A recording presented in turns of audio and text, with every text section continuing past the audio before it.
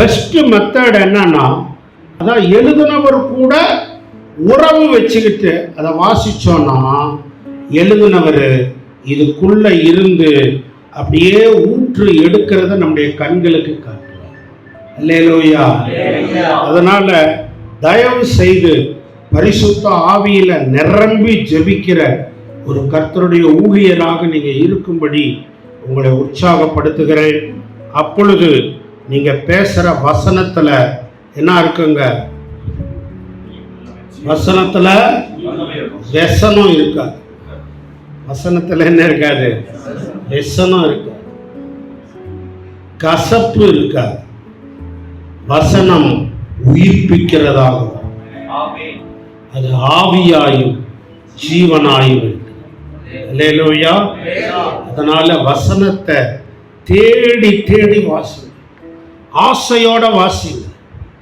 ஆசையோட வசனத்தை எடுத்து, ஆவியானவரே நீங்க தானே எழுத்தாளர், எனக்கு சொல்லிக் கொடுங்கன்னு கேளுங்க. ஆவியானவர் உங்களுடைய ஆவியில பல புதிய வெளிப்பாடுகளை கொடுக்கறத நீங்க பார்ப்பீங்க. சரி, இப்ப நாம நீதிமொழிகள் 17வது அதிகாரத்துல 2வது வசனத்தை வாசிக்க கேட்கலாம். நீதிமொழிகள் 17:2. புத்தியுள்ள வேலைக்காரன் லட்சை உண்டாக்குகிற புத்திரனை ஆண்டு சகோதரருக்குள்ளே சுதந்திரத்தில் பங்கடைவான். புத்தியுள்ள வேலைக்காரன் என்ன வேலைக்காரங்க? பைபிள்ல இப்படி வாசிக்கிறோம், புத்தியுள்ள ஸ்திரீ, புத்தி இல்லாத ஸ்திரீ,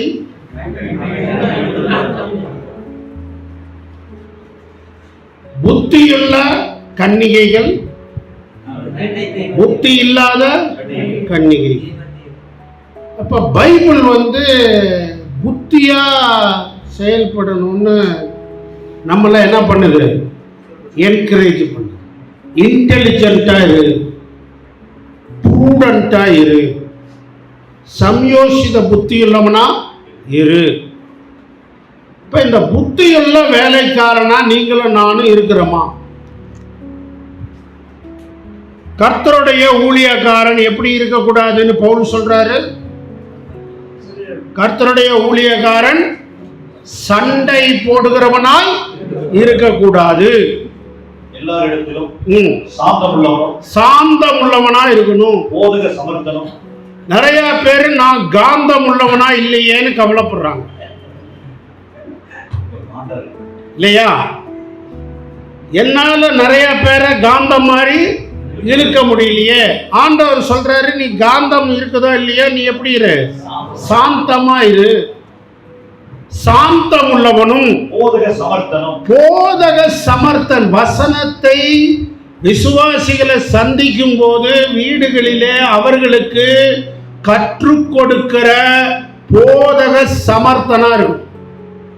நிறைய ஊழியக்காரங்க வீடு விசிட்டிங் போகும்போது என்ன பண்றதில்ல? வசனத்தை போதிக்கிறது இல்லை, பேசுறது இல்லை. நீங்க போய் அங்க ஒரு வீட்டில் ஜெபம் பண்ணிட்டு வந்தா அங்க என்ன நடக்கும்? இப்படியெல்லாம் நம்மளை ஏமாத்திக்க கூடாது. விசுவாசிங்க ஜெபிச்சு வராத சமாதானம் நீங்க போய் ஜெபிச்சா வரப்போதா? அந்த வார்த்தை விசுவாசி இல்லாத வீட்டுக்கு தான் அந்த வார்த்தை ஆண்டவர். விசுவாசிகள் வீட்டுக்கு போய் ஜெபம் பண்றதுக்கு நீங்க போகாதீங்க. எதுக்கு போங்க? வசனத்தை போதிக்க. Teach them the word. வீடுகள் தோறும் அவங்க என்ன பண்ணாங்க? வசனத்தை போதித்தாங்க. நிறைய நேரம் நம்ம வசனத்தை போதிக்கிறது, சர்ச்சிலையும் வசனம் போதிக்கிற போதனை இல்லை. பைபிள் ஸ்டடி எல்லா சர்ச்சிலையும் என்ன பண்ணியாச்சு? மூடு விழா பண்ணியாச்சு இல்லை?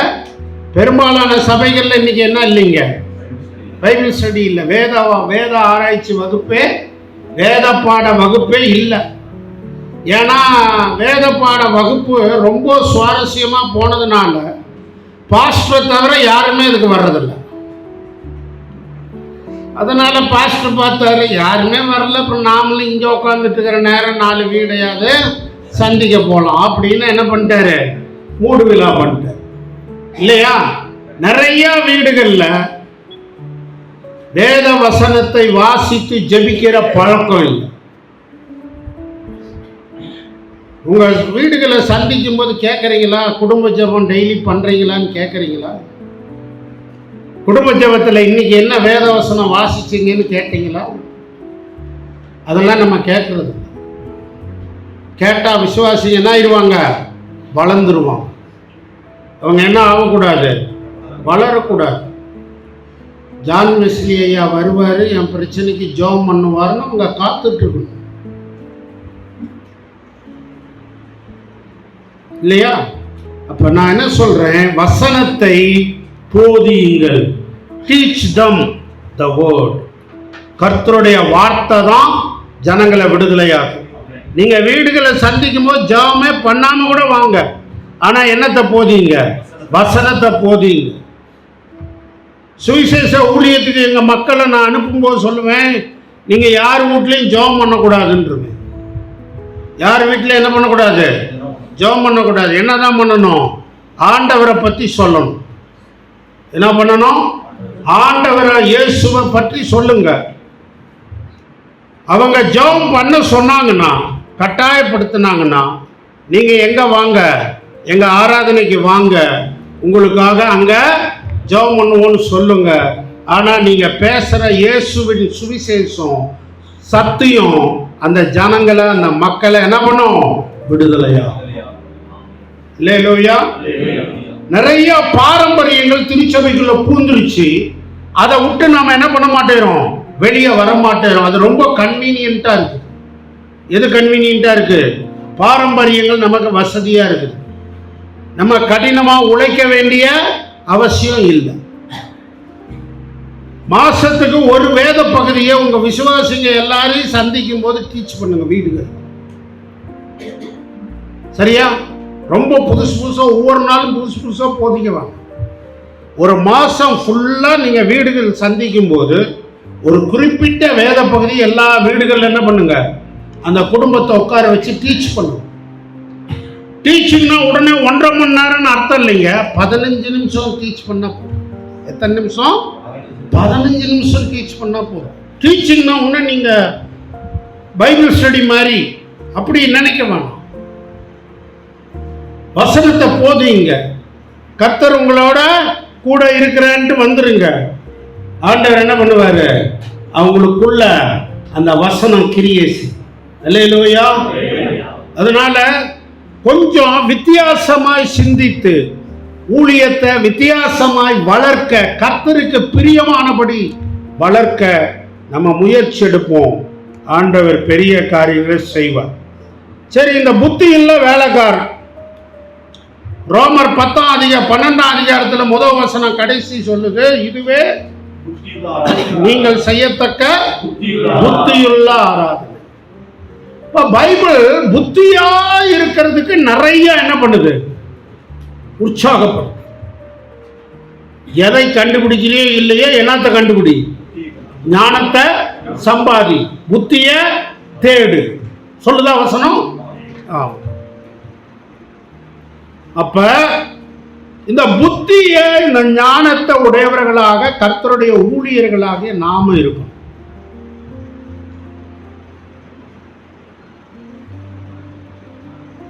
உங்க ஞாயிறு ஆராதனையில வாரம் வாரம் எப்படி பண்ணிட்டு இருந்தோனோ 10 வருஷத்துக்கு முன்னா அப்படியே தாங்க பண்ணிட்டு இருக்கிறேன் அப்படின்னு சொல்றீங்களா? இல்ல ஒரு 3 மாசத்துக்கு ஒருக்கா, 6 மாசத்துக்கு ஒருக்கா, இல்லை 1 வருஷத்துக்கு ஒருக்கா ஏதாவது ஒரு வித்தியாசத்தை என் ஆராதனையில புகுத்திட்டு இருக்கிறேன் அப்படின்னு நீங்க சொல்லுவீங்களா?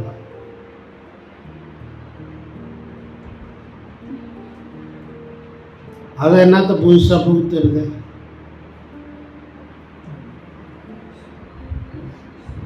ஆராதனை எப்பயும் போல தானே பண்ண முடியும். என்னத்தையா புதுசா புகுத்துறது அப்படின்னு உங்களுக்குள்ள ஒரு கேள்வி வரும். கேள்வி வருதா வரலைங்களா?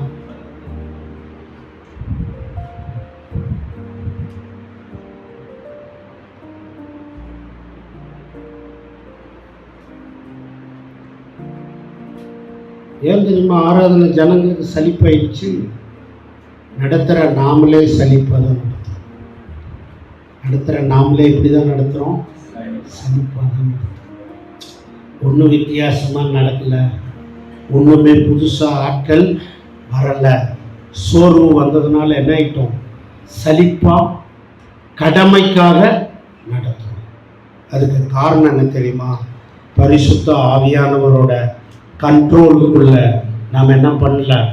இடம். ஒன்றுமே வித்தியாசமாக பண்ணலைன்னா பரவாயில்லைங்க. முன்னால் செய்கிறத பின்னாலையும், நடுவில் செய்கிறத கடைசியிலையும் செஞ்சால் அப்படியாவது ஒரு வித்தியாசத்தை பண்ணுறதுக்கு ட்ரை பண்ண. எப்பயுமே ஸ்டீவன் ஆராதனையை இப்படிதான் நடத்துவார். எப்பயுமே ஸ்டான்லி இப்படிதான் ஜப கூட்டத்தை நடத்துவார். அப்படி ஒரு சிஸ்டத்தை உருவாக்கிடாம கொஞ்சம் மாற்றங்களை சிந்திச்சுப்பார். அதே தான் செய்ய முடியுமா? ஆவியானவர்கிட்ட கேளுங்க, நான் எப்படி என் ஜனங்களுக்குள்ள ஒரு ஆண்டவரை உயிரோட்டமான ஒரு ஆராதனையா மாத்துறதுக்கு எனக்கு என்ன பண்ணுங்க? சொல்லிக் கொடுங்க, கேட்டுப்பாரு. அப்ப புத்தியாய் புத்தி புத்தி புத்தின்னு வேதம் சொல்லுது. அப்படின்னா என்ன அர்த்தம்? ஒரு பரிசுத்தவான் சொன்னாரு, Christians have lot of bhakti but they don't have single piece of buddhi. கிறிஸ்தவங்களுக்கு ஏகப்பட்ட பக்தி இருக்குது, ஆனா என்னத்தை யூஸ் பண்றது இல்ல? புத்தியை யூஸ் பண்ண. ஆண்டவர் நம்ம புத்தி வழியா வேலை செய்யறாரு. ஆனா என்ன ஆயிரும்? சில சமயம் நம்ம மூளை, நம்ம புத்தி கொஞ்சம் அதிக பிரசங்கி ஆயிரும்.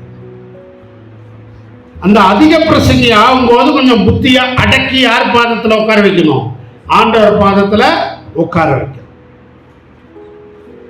இந்த புத்தியுள்ள வேலைக்காரன் அப்படிங்கிறத நான் சிந்திக்கும் போது எனக்கு ரொம்ப ஆச்சரியமா இருந்த சில நபர்களை உங்க கண்களுக்கு முன்னால உங்க பார்வைக்குள்ள கொண்டு வரலான்னு நான் யோசிச்சேன். அதுக்குள்ள போறதுக்கு முன்னால அதே நீதிமொழிகள் 14:35 வாசிங்க. 14:35. ராஜாவின் தயை விவேகமுள்ள பணிவிடைக்காரன் மேல். விவேகமுள்ள பணிவிடைக்காரன் மேல என்ன இருக்கும்? ராஜாவுடைய தயை. நீங்க விவேகமுள்ள தேவனுடைய பணிவிடைக்காரனா இருந்தா ராஜாவாகிய தேவனுடைய அல்லது கிறிஸ்துவினுடைய தயை யார் மேல இருக்கும்? உங்க மேல. அப்ப விவேகமான வேலைக்காரனாக, விவேகமான பணிவிடை செய்யறவங்களா நாம இருக்கிறோமா? லூக்கா 12வது அதிகாரம் 42 இருந்து 44 பாருங்க. லூக்கா 12வது அதிகாரம் 42 இருந்து 44. அதற்கு கர்த்தர் பணிவிடைக்காரருக்கு தகுதியான காலத்திலே பணி கொடுக்கும்படி எஜமான் அவர்கள் மேல் அதிகாரியாக வைக்கத்தக்க உண்மையும் விவேகமுள்ள விசாரணைக்காரன் யாவன்? உண்மையும் விவேகமும் உள்ள மேனேஜர் யாரு? எஜமான் வரும்போது அப்படியே செய்கிறவனாய் காணப்படுகிற ஊழியக்காரன் பாக்கியவான். தனக்குள்ளது எல்லாவற்றின் மேலும் அவன் விசாரணைக்காரனாக வைப்பான் என்று மெய்யாகவே உங்களுக்கு சொல்லுகிறேன். கொஞ்சத்துல யாரு கவனமா செய்யறாங்களோ அவங்கள ஒரு முதலாளி தன்னுடைய எல்லா காரியத்தையும் விசாரிக்கிற ஒரு பொறுப்புல என்ன பண்ணுவாரு? வைப்பார். இல்லைங்களா? அதுக்கு பைபிள்ல நமக்கு ஒரு நல்ல உதாரணம் யாருங்க? யோசேப்புல எல்லாருக்கும் உடனே ஞாபகம். யோசேப்பு யாரு? யோசேப்பு இப்ப என்னவா எகிப்துக்கு போனோம்? அடிமை. யோசேப்பு யாரு? அடிமை. அடிமைக்கு என்ன சுதந்திரம் இருக்கும்? அடிமைக்கு பொதுவா என்ன இருக்காது? சுதந்திரம் இருக்காது. அடிமைக்கு பசிச்சா சாப்பாடு கிடைக்குமா? கிடைக்காது. எப்ப சாப்பாடு கொடுக்குறாங்களோ அப்பதான் என்ன பண்ண முடியும்? சாப்பிட முடியும். நினைச்ச நேரம் படுத்து தூங்க முடியுமா? முடியாது. எப்படி இருந்த பையன்? அப்பாவுக்கு செல்ல பையனா இருந்தவன். அப்பா கிட்ட செல்ல பையனா இருந்தவன். நினைச்ச நேரமெல்லாம் அப்பா கிட்ட வீட்டுல என்ன வேணுமோ அதை சாப்பிடுற உரிமையோட இருந்த பையன்.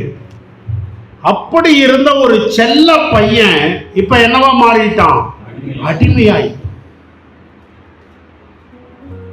நம்ம ஊர்ல என்ன பண்ணுவாங்க, என்ன சொல்லுவாங்க, என்ன பண்றதுங்க, அவன் தலைவிதி,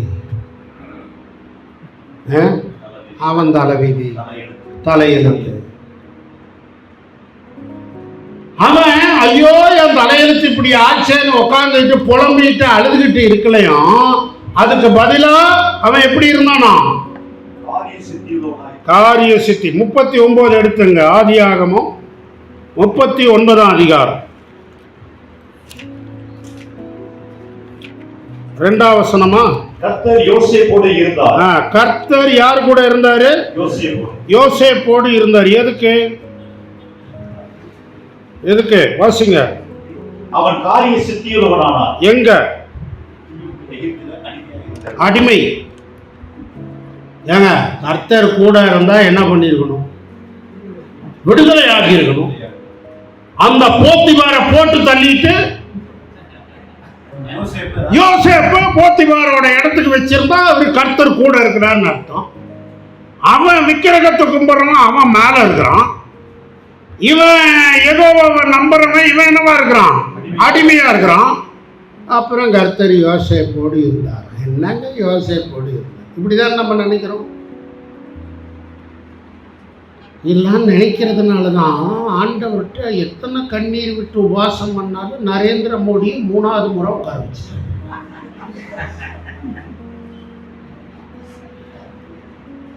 சரியா? யோசேப்போட அனுபவம் என்ன நமக்கு தெரிய வேணாமா? அவன் காலங்காத்தால விக்கிரகத்துக்கு பூஜை பண்றவன், அவன் வீட்டுல இவன் வேலைக்காரனா இருக்கிறான், அடிமையா இருக்கிறான். ஆனா வசனம் சொல்லுது கர்த்தர் யோசேப்போடு இருந்தார். பாஸ்டர், நீங்க இருக்கிற சபை வளராம இருக்கலாம், நீங்க இருக்கிற ஊழியத்துல வளர்ச்சி இல்லாம இருக்கலாம், உங்களை அக்கம் பக்கத்தில் இருக்கிறவங்க எதிர்த்துட்டு இருக்கலாம், ஆனா ஆண்டவர் சொல்றாரு நான் உன் கூட இருக்கிறேன். போராட்டம் மாறாது, சூழ்நிலை மாறாது, விடுதலை உடனே வராது, ஆனா உங்க கூட இருக்கிறாரு. எதுக்கு தெரியுமா? உங்களை மாத்திக்கிட்டே இருக்கிறார். Hallelujah. You are being transformed by the power of the Holy Ghost. உங்களோட வாழ்க்கையில மாற்றம் வந்துட்டு இருக்குது. இந்த மாற்றம் எதுல தெரியுது? யோசேப்புக்கு அவன் செய்யற வேலையில தெரியுது. He became skilled worker. அவர் எப்படிப்பட்ட வேலைக்காரன் ஆயிட்டாரு? திறமைசாலியான ஒரு வேலைக்காரன் ஆயிட்டார். அவர் தொட்டதெல்லாம் என்ன ஆகுதுங்க? தொடங்குது. கர்த்தர் உங்க கூட இருந்தா, கர்த்தர் உங்க கூட நடந்தா, நீங்க உங்க திறமையில வளருவீர்கள், முன்னேறுவீர்கள். உங்க திறமைய வளர்க்கிறதுக்கு ஆண்டவர் வந்து பிடிச்சி இழுத்துட்டு போய் விடமாட்டாரு. நீங்கள் உங்க சூழ்நிலையை பயன்படுத்தி உங்க திறமையை என்ன பண்ணிட்டே இருக்கணும்? சொல்லுங்க, டெவலப் பண்ணிட்டே இருக்கணும். உங்க திறமையை என்ன பண்ணணும்? வளர்த்தி கொண்டே இருக்கணும். 30 வருஷத்துக்கு முன்னாலங்க நான் கண்ணை மூடிட்டு பிரசங்கம் பண்ணேன். இன்னைக்கு எப்படிதான் பிரசங்கம் பண்றேன்? கண்ணை மூடிட்டு தான் பிரசங்கம் பண்றேன். 15 வருஷத்துக்கு முன்ன கர்த்தர் கூப்பிட்டப்ப கர்த்தருடைய ஆவியானவரே பேசுவார்னு சொல்லி ஆயத்தம் பண்ணாமையே வந்து ஞாயிற்றுக்கிழமை பிரசங்கம் பண்ணினேன். இன்னைக்கும் ஆவியானவர் பேசும்படி நான் ஆயத்தமே ஆகிறது இல்லைங்க.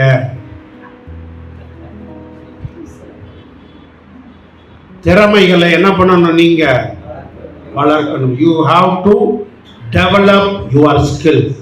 உங்களுடைய தேவன் உங்களுக்கு கொடுத்த வேத அறிவை நீங்க பெருக்கணும். வேத வசனங்களை 10 வருஷத்துக்கு முன்ன 4 வசனம் மனப்பாடமா தெரியுமா? வருஷத்துக்கு ஒரு 10 வசனம் மனப்பாடம் பண்ண முடியாதா? முடியுமா? முடியாதா? வாரத்துக்கு ஒரு வசனம் மனப்பாடம் பண்ணீங்கன்னா கூட வருஷத்துக்கு எத்தனை வசனம் மனப்பாடம் பண்ணலாம்? 52 வசனம் மனப்பாடம் பண்ணலாம். நம்ம மத்தியில சந்திரசேகரன் ஒரு ஐயா இருக்கிறார். அவர் ஜெயிலில் அதிகாரியா வேலை செஞ்சவர். சரிங்களா? அவர் ஊழியத்துக்கு வந்து ஒரு 4 வருஷம் இருக்குமாயா? 4 வருஷம் ஆயிடுச்சுங்களா? 4 வருஷம் அவர் வசனத்தை கோட் பண்ணார்னா அத்தனை வசனம் சொல்லுவார். அப்ப பாஸ்டருங்க, ஊழியக்காரங்க வசனத்தை மனப்பாடம் பண்றோமா? உங்க திறமையை வளர்க்கறதுன்னு என்னது? வசனத்தை மனப்பாடம் பண்ணணும். வசன குறிப்புகளை மனதுக்குள்ள வைக்க ட்ரை பண்ணணும். வசனங்களை ஆண்டவர் உணர்த்துறதை எழுதணும். எல்லாருமே எழுதுறதுக்கு சோம்பேறிங்க. பொதுவாக எல்லாரும் எதுக்கு சோம்பேறிங்க? எழுதுறதுக்கு சோம்பேறிங்க. நிறைய பேர் செய்தி குறிப்பெல்லாம் எழுத மாட்டாங்க. எல்லாத்தையும் எங்கேயே போயிச்சுக்குவாங்க, மனசுக்குள்ளே போயிச்சுக்குவாங்க. அவங்கெல்லாம் ரொம்ப ஷார்ப்பான மூலக்காரங்கப்பா, இல்லையா? ஷார்ப்பான மூலக்காரங்க. எதில் பதிக்க எழுத மாட்டாங்க, நோட்டில் எழுத மாட்டாங்க. ஆனால் மெமரி கார்டை முழுங்கிட்டாங்க. ஆனால் அப்புறம் காணாமல் போயிடும், இல்லையா? நல்லா கவனிங்க. ஆகவே எழுதணும், வசன குறிப்புகளை எழுதணும். ஆண்டவர் கொடுக்கிற எண்ணங்களை எழுதி வைக்கணும். அதுக்குள்ள தொடர்ச்சியை கனெக்ட் பண்ணணும். அதுக்குரிய வசனங்களை தேடி எடுத்து எழுதணும். அதுக்குரிய பாடல்களை எழுதி வைக்கணும். அதை கொண்டு வந்து ஞாயிற்றுக்கிழமை என்ன பண்ணணும்? பேசணும். திறமையை வளர்க்கணும். என்ன பண்ணணுங்க? திறமையை வளர்க்கணும். ஊர் சுத்திட்டே இருந்தா திறமை வளராது. வீடு சந்திப்பிலேயே இருந்தா கர்த்தர் கொடுத்த அவருடைய வார்த்தையில நம்ம என்ன பண்ண முடியாது? தேர முடியாது. தேர்ச்சி அடையும் ஊழியக்காரன், புத்தியுள்ள ஊழியக்காரனாக விளங்க வேண்டும். அதனால நம்முடைய வாழ்க்கை எப்படி இருக்குதுன்னு யோசிச்சு பார்ப்போம். இப்ப பாருங்க, 39:2 வாசிங்களா? 3வது வசனம் வாசிங்க.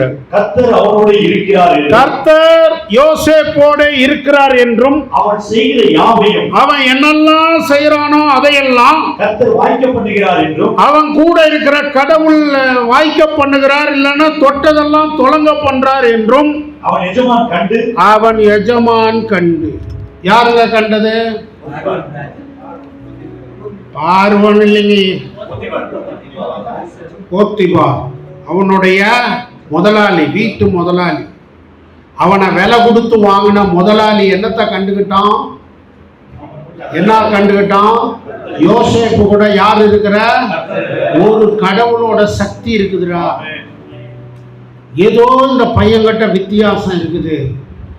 இந்த எரும மாடுங்களெல்லாம் இத்தனை நாளா வேலைக்கு வச்சிருக்கிறேன், இதுங்க செய்யறது ஒண்ணுமே வாய்க்க மாட்டேது.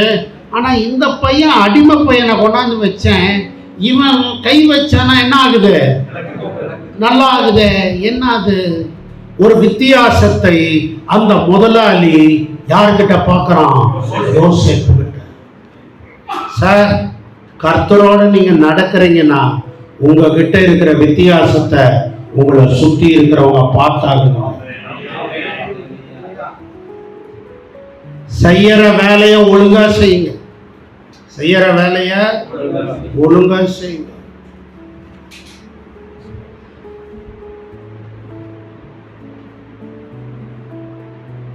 சிலரெல்லாம் பாஸ்டர்னா மேனேஜர்னு நினைச்சுக்கிறாங்க.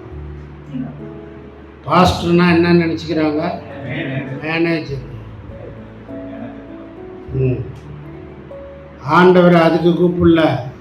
நான் உங்க கால்களை கழுவுனது போல நீங்களும் ஒருவருடைய கால்களை ஒருவர் கழுவ கடவுங்க. உங்க விசுவாசிக்கு நீங்க வேலை செய்யும். உங்க சபையில தாழ்வான வேலைகளை ஊழியக்காரங்க நம்ம எடுத்து செய்யணும். நம்ம தான் அதுக்கு முன்மாதிரியா இருக்கணும். இயேசு அவரே தன்னை வேலைக்காரனா நமக்கு முன்மாதிரியை காமிச்சு, இவன் கூட கர்த்தர் இருக்கிறாருன்னு, இவன் செய்யறதெல்லாம் நல்லா நடக்குது அப்படிங்கிறது யாரு கண்டுகிட்ட? ஒரே நாள்ல கண்டிருப்பானா? எவ்வளவு நாள் ஆயிருக்கும்? ஒரு 2 வருஷமாவது ஆயிருக்கும், இல்லைங்களா? எதெல்லாம் ஆகாதோ எதெல்லாம் முடியாதுன்னு சொல்லி முதலாளிகிட்ட சொன்னாங்களோ, தம்பி நீ கொஞ்சம் அந்த இதை பாரு, அது என்னமோ சொல்றாங்க பாரு அப்படின்னு ஒன்னொன்னா கொடுத்து பார்த்துருப்போம், இல்லையா? அப்ப இல்லை இந்த பையன் சொல்லியிருப்பான், சார் நான் வேணா அதை செஞ்சு கொடுக்கட்டுங்களா அப்படின்னு கேட்டிருப்பான். இதை யார் பார்த்துக்கிட்டே இருக்கிற? அந்த முதலாளி. அந்த முதலாளி எப்படிப்பட்ட முதலாளி? வீட்டில் இருக்கிறத பெரும்பாலும் ரொம்ப கண்டுக்காத முதலாளி.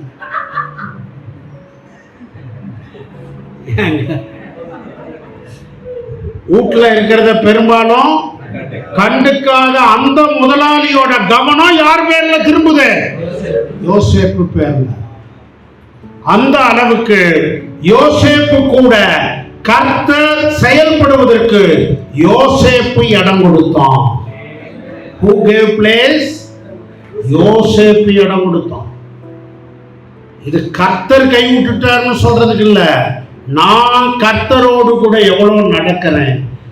நீங்க எந்த வேலை செஞ்சாலும் நீங்க என்ன நினைக்கணும்? இந்த வேலையை யார் பார்க்கிற? கர்த்தர் பார்க்கிறார். சரிங்களா? நேற்று சாயங்காலம் வீட்டுக்கு நான் போய் சேரும்போது மணி 5:30 மணி. அப்போ பார்த்தேன். நான் எதுக்காக போனேன்னா, இந்த மழை மோடம் நேற்றே வந்திருந்தால் போயிருக்க மாட்டேன். எங்கள் வீட்டுக்கிட்ட ஒரு 4-5 செடி இருக்குது கேட்டை ஒட்டி. அதனால் அந்த செடிங்கெல்லாம் வாடி போயிருமேன்ட்டு அதுங்களுக்கு தண்ணி ஊற்றணும்னு நினச்சேன். அப்புறம் போனால் அழுக்கு துணிகள் இருந்தது, எல்லாத்தையும் வாஷ் பண்ணி அதை காய வச்சு அதை நைட்டு எடுத்து வீட்டுக்குள்ளே வச்சுட்டு. சரியா? இன்னைக்கு பேசுறதுக்கு கர்த்தாவே எனக்கு நீங்கள் சொல்லி கொடுங்கன்னு நினைக்கிறேன். காத்திருந்து ஆயத்தப்படுத்திட்டு ரைட்டா? இது எதுக்கு சொல்கிறேன்? நான் சூப்பர்னுலாம் சொல்கிறேன். எனக்கும் பலவீனம் இருக்குது, எனக்கும் சோர்வு இருக்குது. ஆனால் கர்த்தர் நம்ம கையில் என்னத்தை கொடுத்தாரோ அதை கூடுமான அளவு எப்படி செய்யணும்? சிறப்பாக செய்யணும். கூடுமான அளவு. முடியாத நேரத்தில் அவர் பலன் தருவார். ஆனால் அதுக்காக முயற்சியே பண்ணலைன்னா, சோம்பேறித்தனத்துக்கு இடம் கொடுத்தா ஆண்டவர் எப்படி உதவி செய்வார்? அதெல்லாம் முடிச்சுட்டு நைட்டு படுக்கிறதுக்கு கிட்டத்தட்ட 11 ஆயிடுச்சு. காலையில் 4 மணிக்கு எழுந்திரிச்சாதான் நான் நேரமாக வந்து இங்கே உள்ள ஆயத்தங்களை என்ன பண்ண முடியும்? பார்க்க முடியும். காலையில் 6 மணிக்கெல்லாம் மேட்டூரில் பஸ் ஏறிட்டேன். சரியா? ஏன் சொல்கிறது தெரியுங்களா? நம்ம சின்ன சின்ன காரியத்தில் அதெல்லாம் யாரும் பார்க்கல. ஏன் நான் துணியை எப்படி துவைக்கிறேனோ, இல்லை வீட்டை எப்படி பெருக்கிறேனோ, செடிக்கு எப்படி தண்ணி ஊற்றுறேனோ யாரும் என்ன பண்ணல. என் மனைவி என்கிட்ட செய்ய சொல்லியும் கேட்கல இல்லையா? ஆனால் என்ன செய்கிறேன்? நான் எதை செஞ்சாலும் என் ஆண்டவர் பார்க்குறாருன்னு செய்கிறேன். எதை செஞ்சாலும் என்ன செய்கிறேன்? என் ஆண்டவர் பார்க்குறேன். ஒவ்வொரு வேலையும் அப்படி செஞ்சு பாருங்க. அப்ப கர்த்தர் உங்க கூட இருக்கிறத உங்களை சுற்றி இருக்கிறவங்க என்ன பண்ணுவாங்க? அடையாளம் கண்டு கொள்வாங்க. சரி, என்ன ஆச்சு? அடுத்த வசனம் வாசிங்க. யோசேப்பினிடத்தில் தயவு வைத்து அவனை தனக்கு ஊழியக்காரனும் தன் வீட்டுக்கு விசாரணை காரணமாக்கி தனக்கு உண்டான யாவற்றையும் அவன் கையில் ஒப்புவித்தான். நல்லா கவனிங்க. யோசேப்பு கிட்ட தயவு வைக்கிறான். யாரு? முதலாளி. முதலாளி வந்து அடிமை மேல என்ன வைக்கிறான்? அப்ப வேலைக்காரனுக்கு எப்படி இருக்கும்? அந்த வீட்டில் இருக்கிற வேலைக்காரங்களுக்கு எப்படிங்க இருக்கும்? பௌத்தரிச்சலா இருக்கும். நீங்க உயர்ந்தா சிலருக்கு பௌத்தரிச்சல் வரதான் செய்யும். கர்த்தர் உங்களை ஆசீர்வதித்தா, உங்களுக்கு தயவு கிடைச்சா சிலருக்கு என்ன ஆகும்? பத்திக்கிட்டு எரியும்.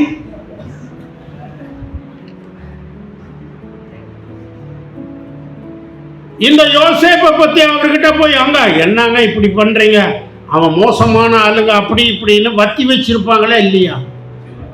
சொல்லியிருப்பாங்களா இல்லையா? ஆனா இந்த ஆளு அவ்வளவு சாமானியமா யாரையும் என்ன பண்ண மாட்டான்? தூக்க மாட்டான். அவன் எப்படிப்பட்ட ஆளு? கண்டுக்காத ஆளு இல்லையா? ஆனா கர்த்தர் அவன் கூட இருந்ததுனால கண்டுக்காத அந்த போத்திபார் யாரை கண்டுக்கிறான்? யோசேப்பை கண்டுக்கிறான். இப்ப என்ன நடக்குதுங்க? யோசேப்பை தயவு வச்சு அவனை தனக்கு ஊழியக்காரனும். பிஏ ஆக்கிட்டாரு. அவருக்கு என்னவா ஆக்கிட்டாரு? பர்சனல் அசிஸ்டன்ட், பர்சனல் செக்ரட்டரி, தனக்கு ஊழியக்காரன். அப்படின்னா என்ன அர்த்தம்? தன்னோட வேலை எல்லாத்துலயும் உதவி செய்யற ஒரு நிலையில யாரை கொண்டு வந்துட்டான்? யோசேப்பு. இப்ப எப்படி இருந்திருக்கும்?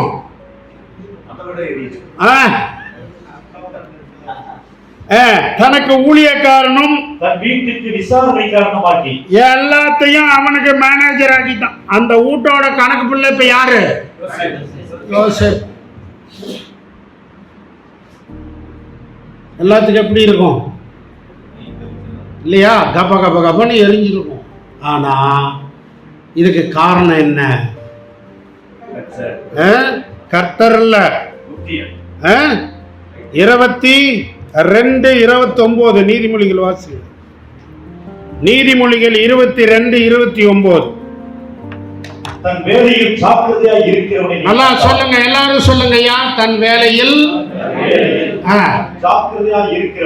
ஜாக்கிரதையுள்ளவனை கண்டால் அவன் நீசருக்கு முன்பாக இல்லாமல், அவன் யூஸ்லெஸ் ஃபெலோங்களுக்கு முன்னால நிக்க மாட்டான். நீசர்னா உங்களுக்கு புரியாது. ஆகாவலிங்களுக்கு முன்னால அவன் நிக்க மாட்டான். ராஜாக்களுக்கு முன்பாக நிற்பான். அல்லேலூயா. புரியுதுங்களா? புரியுதுங்களா? தன் வேலையில எப்படி இருக்கணும்? ஜாக்கிரதையா இருக்கணும். எந்த வேலையை செஞ்சாலும் எப்படி இருக்கணும்? ஜாக்கிரதையா, முழு மனசோட. புதுசா என்ன பண்ணலாம், இதை எப்படி சுருக்கமா சீக்கிரமா செய்யறது, இதுல எப்படி வேற என்ன பண்ணலாம் யோசிக்கணும், அதை இம்ப்ளிமெண்ட் பண்ணணும். அந்த மாதிரி திறமையை வளர்த்து கொள்ளுகிற ஒரு தன்மை இந்த யோசேப்பு கிட்ட இருந்ததுனால அவன் இப்ப வீட்டுக்கு என்ன ஆயிட்டான்? சொல்லுங்க, என்ன ஆயிட்டான்? மேனேஜர். அப்படின்னா என்ன அர்த்தம்? முதலாளி ஏற்கனவே கண்டுக்காதவன்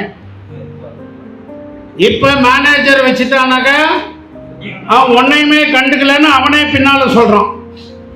ஏங்க, நீங்க அவரோட பொண்டாட்டிங்கிறதுனால தாங்க அவரு உங்களை என்ன விட்டு என்ன பண்ணியிருக்கிறாரு? விலைக்கு வச்சிருக்கிறாரு. அவரு வேற எதையுமே என்ன பண்றதில்ல, விசாரிக்கிறதுல, எல்லாத்தையும் என் கையில ஒப்படைச்சிருக்கிறாரு அப்படின்னு என்ன பண்றான்? அவன் சொல்றான். சரிங்களா? அந்த அளவுக்கு அந்த முதலாளிக்கு அவன் எப்படி இருக்கிறான்?